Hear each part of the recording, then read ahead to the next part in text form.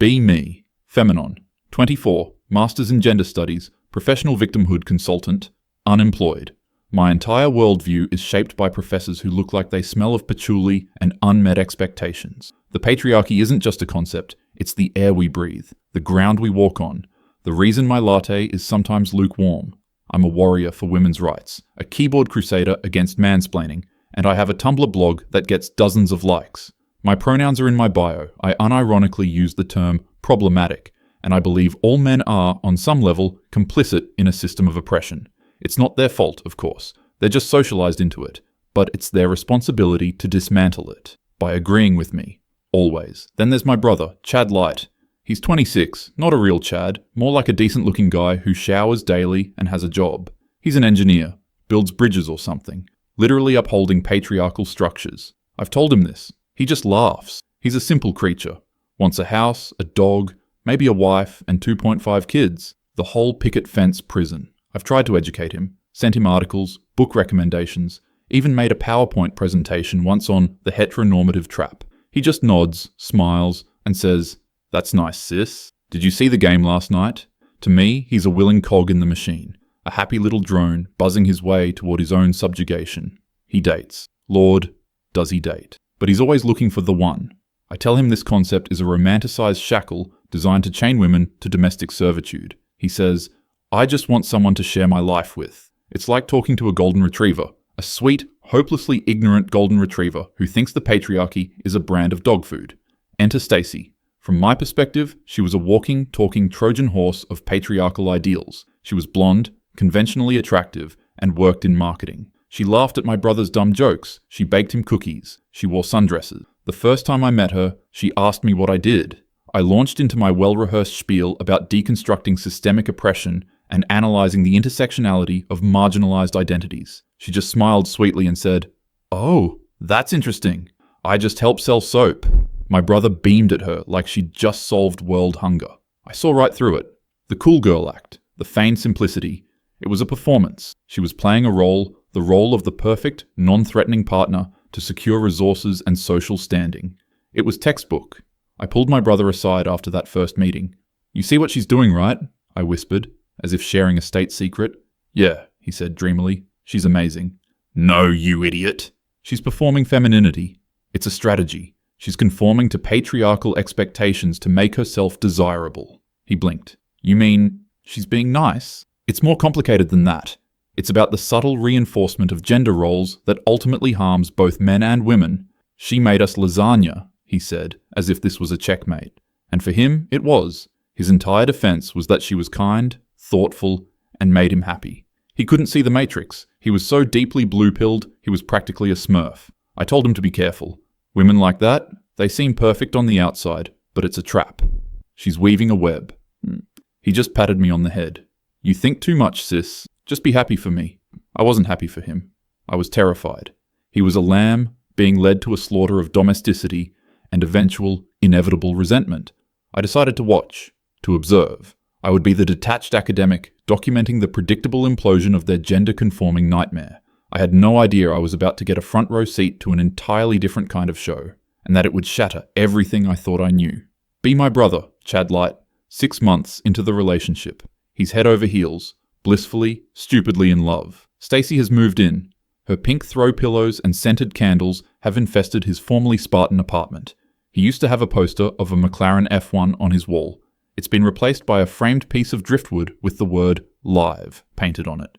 He doesn't seem to mind. He calls it our place. I call it a colonization of his identity. My bi-weekly educational dinners with them become a masterclass in what my professors called emotional labor. She plans the meals, remembers his mother's birthday, organizes his social calendar. He, in turn, works his ass off. He's pulling extra hours, aiming for a promotion. "For us," he says. "Stacy wants to start looking at houses soon." I corner him in the kitchen while he's grabbing another beer. "Don't you see the dynamic here? She's performing the role of domestic manager, which frees you up to be the provider. It's a classic patriarchal script. Or, he says, she's good at organizing things, and I'm good at my job. So we're playing to our strengths. It's called a partnership." He was so naive. He thought it was a partnership. I saw it as an unwritten contract with clauses he hadn't even read. The first crack appears, but only I seem to notice it. his weekly game night with his friends. It's been a sacred ritual since college. Dungeons and Dragons, or some other nerd shit. It was his one real outlet. 1 week, he cancels. Stacy's not feeling well, gonna stay in and watch a movie with her. The next week, Stacy's friend is having a crisis. We're going over to support her. The week after, Stacy feels like I'm not prioritizing our relationship when I run off with my friends. His friends call me, concerned. Is Chadlight okay?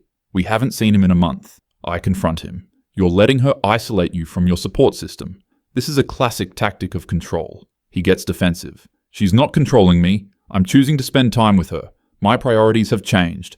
I'm growing up. Growing up or being pruned? I snap back. He doesn't have an answer. He just looks tired. Then comes the money. Chadlight has always been frugal. Saves his money, invests, drives a boring but reliable car. Stacy, however, has expensive tastes. A new couch because the old one doesn't match the aesthetic. Weekend getaways to boutique hotels. A new wardrobe for him because his old clothes are boyish. He's paying for all of it. We're a team, he explains, but his bank account is a solo act. Does she contribute? I ask, trying to sound casual. Of course. She pays for, groceries and stuff sometimes. Her job doesn't pay as much as mine. It's only fair I cover the big things. It was the provider trap, and he'd walked right into it with a stupid grin on his face. He was working 60-hour weeks. The light in his eyes was starting to dim. The easygoing laugh was becoming rare. He's stressed, constantly checking his phone, anxious to make sure Stacy is happy. Because when Stacy isn't happy, no one is happy. The arguments start. I only hear his side of them in late-night phone calls. They are never about anything real. They are about his tone, or the way he looked at her, or something he should have known she was thinking. He is always apologizing, always trying to fix it. I don't know what I did wrong, he'd tell me, his voice strained with exhaustion. I try so hard, but it's never enough. I wanted to be smug. I wanted to say, I told you so. This is the inherent toxicity of the male-female dynamic in a patriarchal society. But hearing the genuine pain in his voice, seeing my once happy-go-lucky brother sound so broken, it didn't feel like a victory. It felt like watching a car crash in slow motion. He was sacrificing everything that made him him on the altar of their relationship. His friends, his hobbies, his financial security, his peace of mind. And for what? For a woman who seemed to have an unfillable void where her happiness should be. This wasn't the patriarchy oppressing a woman. This looked different. It looked like my brother was the one being ground into dust. My academic theories provided no comfort, only a cold, clinical diagnosis that didn't match the messy, painful reality. I told myself to just keep watching. The truth of the situation, the real power dynamic, would surely reveal itself soon. The downward spiral accelerates. It's no longer a slow descent, it's a free fall. Chadlight gets the promotion. It comes with a big raise. For a single day, he's ecstatic. He calls me, bubbling with excitement. We can finally get a house, sis. I can give Stacy the life she deserves. That phrase sends a chill down my spine. The life she deserves. Not the life we want to build together. The life she deserves. He is already framing himself as the sole architect and financier of her happiness. The celebration is short-lived. The raise isn't enough. The houses she wants are just outside the new budget. But they're in the good school district, she argues, according to his miserable retelling. They don't have kids. They aren't even engaged. It's about planning for the future, she says. Don't you want the best for our future children? It's a brilliant rhetorical move. How can he argue against the well-being of his hypothetical offspring?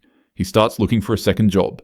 Some freelance consulting work on the weekends. The same weekends he used to reserve for recharging, for the rare chance to see his old friends. Those are gone now. Every waking hour is dedicated to the grind. He looks like a ghost. Dark circles under his eyes, a permanent furrow in his brow. He's lost weight. He's a machine for generating income, and the machine is breaking down. Then comes the incident with the car, his boring, reliable Toyota. He loves that car. He paid it off years ago, maintains it himself. It's his one piece of practical, debt-free pride. Stacy hates it. It's embarrassing. One evening, they're driving to meet her parents at a fancy restaurant. She starts in on him. How can they pull up to a place like this in a jalopy? What will her father think? My brother, stretched to his absolute limit, finally snaps. Not yelling, not screaming. He just says calmly, "It's a good car, Stacy. It's paid for. I'm not buying a new one right now." This, apparently, is the nuclear option. She starts crying. Not quiet tears, full-blown, gasping sobs. Says he doesn't care about her feelings. That he's deliberately trying to humiliate her. That he's selfish. He spends the entire dinner apologizing, begging for forgiveness. 2 weeks later, he's at a dealership. He trades in his Toyota for a ridiculously expensive SUV. He puts almost nothing down. The monthly payments are astronomical.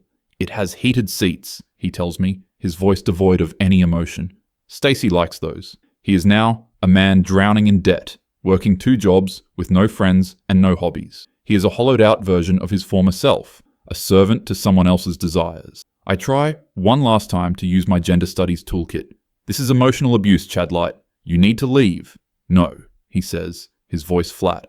This is what it takes. Relationships are hard work. You have to compromise. This isn't compromise. This is capitulation. You've given up everything. I love her, he says. It sounds less like a declaration and more like a diagnosis. A terminal illness he has resigned himself to. My smug academic detachment is gone. I'm not watching a sociological case study anymore. I'm watching my brother, the guy who taught me how to ride a bike, the guy who always let me win at Mario Kart, being systematically dismantled. My theories said that men hold the power, that the system is built for them. But Chadlight has no power. He is trapped by his own desire to be a good man, his desire to provide, to protect, to make his partner happy. All the traits the so-called patriarchy champions are the very things being used as weapons against him. Stacy holds all the cards. Her happiness is the currency, and my brother is bankrupt. I see it clearly now. She isn't a victim of the system. She has mastered it. She wields her emotions like a weapon, her dissatisfaction like a shield. She offers the promise of affection and withdraws it as punishment. It's the most effective form of control I have ever seen. And there are no books in my university library that have a name for this. No theory that explains a man being emotionally and financially bled dry by a woman, all while society, and even he himself, calls it love. The crash is coming. I know it is. And it's going to be even worse than I imagined. The breakup is as swift and brutal as an amputation without anesthesia. It doesn't happen after a big fight. There is no dramatic climax. It happens on a Tuesday. My brother comes home from his second job, bone-weary and smelling of stale office coffee, to find her bags packed. There's no explanation. No, we need to talk. Just a cold, simple statement. I'm not happy. He begs. He pleads. He asks what he can do, what he can change, what he can buy, how many more hours he can work. He's trying to solve an emotional problem with a logistical solution, like an engineer trying to fix a painting by reinforcing the frame. Her response is chilling. It's not one thing, Chadlight.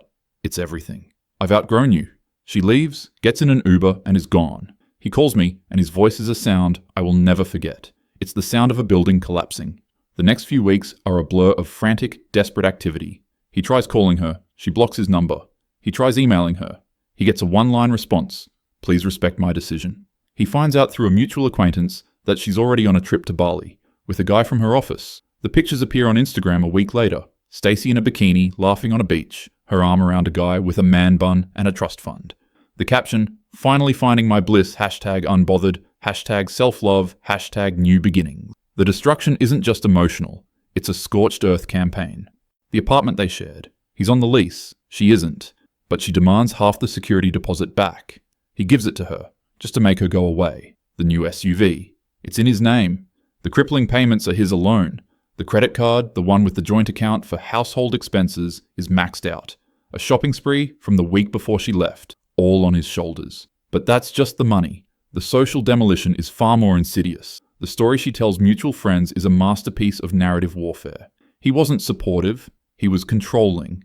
His exhaustion from working 2 jobs wasn't a sacrifice, it was neglect. He was emotionally distant. His concern about their finances wasn't prudence, it was him trying to financially control her. She whispers just enough, plants just enough seeds of doubt. People he thought were his friends suddenly go quiet. Invitations stop coming. He is a social pariah, branded with a vague but damning reputation as a bad boyfriend. No one asks for his side. Why would they? The script is already written, man bad, woman victim. The final, devastating blow comes in a registered letter. It's from a lawyer. During their relationship, he had a great idea for a new engineering software. He'd been developing it in his spare time, the 5 minutes a week he had. He'd told Stacy about it, in detail. He was excited. He thought she was, too. The letter is a cease and desist. She has filed a preliminary patent for a concept that is, word for word, his idea. She claims they developed it together, and that he is now trying to cut her out of her intellectual property. It's a lie, a complete and utter fabrication. She doesn't know the first thing about engineering, but it doesn't matter. The legal battle would cost him tens of thousands of dollars he doesn't have. It would be his word against hers. And in the current climate, Who are they going to believe? The successful, independent woman or the controlling, emotionally distant ex-boyfriend? He has to abandon his project, his one dream, the thing that might have made all the sacrifice worthwhile. Gone. I find him sitting in his half-empty apartment, staring at that letter. He's not crying, he's just empty. A shell. He looks up at me, and for the first time, there is no hope in his eyes, just a quiet, horrifying clarity. She took everything, he says, his voice a dry rasp. Everything I had, everything I was, and everything I was going to be. It wasn't enough. In that moment, every book I ever read, every lecture I ever attended, every theory I ever espoused, turned to ash in my mouth. The patriarchy hadn't done this to him. The system hadn't failed him. He had played by all the rules of being a good man. He provided, he sacrificed, he compromised, he put her first. And his reward was to be gutted, stripped for parts, and left for dead on the side of the road, while his destroyer posted vacation photos online. This wasn't a breakup, it was a bankruptcy of the soul. And I, the feminist academic, had done nothing but watch and analyze, armed with theories that were as useless as a waterproof teabag. I had diagnosed the wrong disease, and now my brother was the casualty. The aftermath is a silent, grey fog. My brother doesn't rage. He doesn't seek revenge. He just shuts down. He moves out of the apartment he can no longer afford and into my tiny spare room. For the first month, he barely speaks. He goes to his one remaining job, comes home, and sleeps. He looks like a prisoner of war. The light, the humour, the easygoing charm, it's all gone, replaced by a permanent, haunted stillness. My friends, my feminist circle, hear that my brother has moved in after a bad breakup. They are full of advice. For me, you need to set boundaries. Don't let him dump his male emotional baggage on you. Make sure he's doing his share of the chores. Don't fall into the trap of performing caretaking labour for a man. Has he considered that his own toxic masculinity contributed to the relationship's failure? I listen to them and I feel a profound and nauseating disconnect. It's like they're speaking a foreign language. They're applying a pre-written diagnosis to a patient they've never met. Toxic masculinity. My brother's problem wasn't a lack of emotion, it was an excess of devotion. His toxicity was his bottomless willingness to sacrifice himself. I try to explain. You don't understand. She ruined him. She took his money, his friends, his future. They exchanged knowing glances. There are always two sides to every story, one says sagely. We're just getting his. It hits me like a physical blow. They don't believe him. By default. In their world, there is an oppressor and an oppressed, man and woman. The roles are pre-assigned. My brother's story, his reality, is inadmissible evidence. It doesn't fit the narrative. To them, he must have done something to deserve this. He must have been the real villain. Stacy is just a woman who found her strength and left a toxic situation. Her Instagram proves it. This is my awakening. Not a gentle dawn, but a brutal, blinding flash. My entire belief system, the intricate cathedral of theory I had built in my mind, is a sham. It's a one-way mirror. It only looks for female victimhood and male culpability. It has no framework for the reverse. It can diagnose the sunburn, but it's blind to the frostbite. I see the world with new eyes. I see the casual misandry, laughed off as jokes, in TV shows and conversations. I see the immediate assumption of female innocence and male guilt in any public dispute. I see the crushing weight of expectation placed on men. Be strong, but be vulnerable. Be a provider, but don't be controlling. Be confident, but not arrogant. A tightrope walk over a canyon of condemnation. I see that while women have been building support networks, escape routes, and a whole vocabulary of empowerment for decades, men have been told to man up and suffer in silence. Their pain is invisible, dismissed as weakness, or worse, entitlement. My brother is the living embodiment of this. He did everything he was told a good man should do, and the system I thought was rigged for him chewed him up and spat him out. The legal system, the social court of public opinion, the very language of modern relationships, it all failed him. Or rather, it worked exactly as designed, just not for his benefit. He wasn't a beneficiary of the patriarchy. He was its fuel. He was the disposable male, the workhorse whose only value was in what he could provide to others. When he was tapped out, he was discarded. I stopped talking to my old friends. I delete my Tumblr. My days are no longer spent deconstructing film tropes. They are spent trying to reconstruct my brother. I don't offer advice. I don't analyze. I just sit with him. I make him dinner.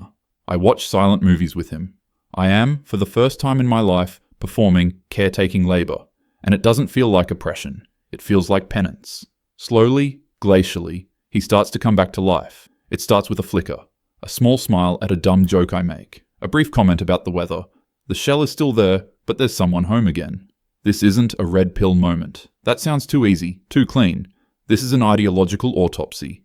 And the corpse on the table is my brother's former life. And my own naivete. Years pass. 4 of them.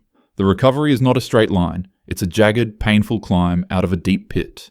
Chadlight moves out of my apartment and gets his own small place. He doesn't date. Not once. The mere suggestion of it makes him flinch, like a phantom limb pain. His life becomes a fortress of solitude, but it's not a prison. It's a sanctuary. He gets back into his hobbies. He buys a new set of D&D manuals. He reconnects with the 2 old friends who never believed Stacy's stories. Their weekly game night resumes, held with the quiet reverence of a religious service. He buries himself in his work, not with the desperate anxiety of a provider, but with the focused passion of a craftsman.